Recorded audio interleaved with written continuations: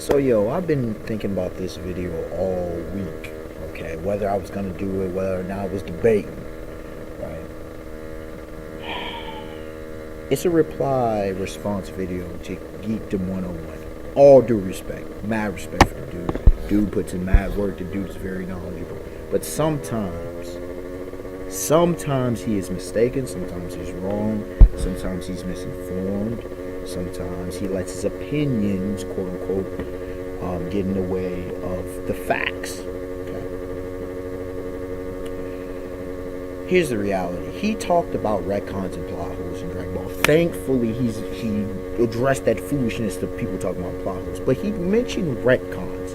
Let me clarify some things. I did a video way back on retcons, but let me clarify in this video, okay, why at least the examples he gave were not retcons. One key piece of information on retcons that he did not deal with, which skews off everything he said. Okay, it makes everything he said not invalid, it makes it problematic to say the least, if not wrong outright. He said that retroactive continuity, which retcons are, deals with pretty much finding out later that information was wrong. That's keeping it simple. Finding out information that things were wrong. The seeming rules of the game have changed, if you will. The thing he left out was that we're talking about established facts. Retcons only work with established facts. For example, if we're using DC and Marvel, okay?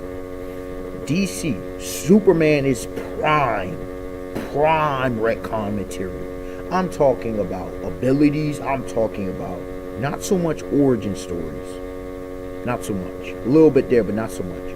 We're talking about what we thought Superman was is not the case. Even if you want to use Golden Age and Earth 2, not the same.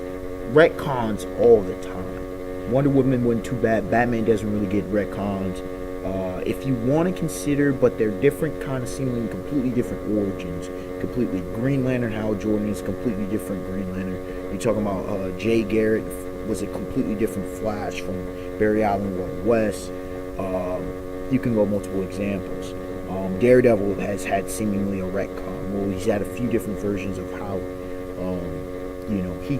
Daredevil Matt Murdock came to be who he is. So you get my example. He talked about the Vegeta. Okay, there's a difference between completely altering facts and explaining things further that weren't explained. Most of the things he talked about were not explained. Vegeta with Nappa, we didn't know. Oh, he wanted to become infinite to get stronger. That's not much of an explanation. We find out why he wants to get stronger is to defeat Frieza. That's an explanation, a full-blown explanation. Excuse me. The whole thing with Majin Buu being primordial makes perfect sense. That whole thing I never bought with magic. Bobbity and Bibbity mages. We've seen what mages in the Dragon Ball universe can do. Old Lady Baba or whatever her name was. She had some hack stuff going on. She had connection with the other side. And you telling me this? How can a seeming conjurer pull out something that powerful? It make no sense. It defied the laws that the Dragon Ball universe set up. Okay? So him being a primordial being makes perfect sense. What was the other one he wanted to use? What was the other one he used?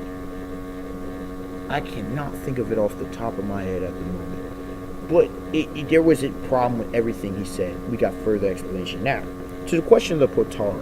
The Potara was never explained. The Elder Kai didn't know what he was talking about. Back then, it was mad questionable. It was always questionable. We're just supposed to accept that he knows. Why? Especially when you continually see this thing proven wrong. We saw it with Vegito. Then we saw it at the beginning of Super with the Supreme Kai and Kibito Kai.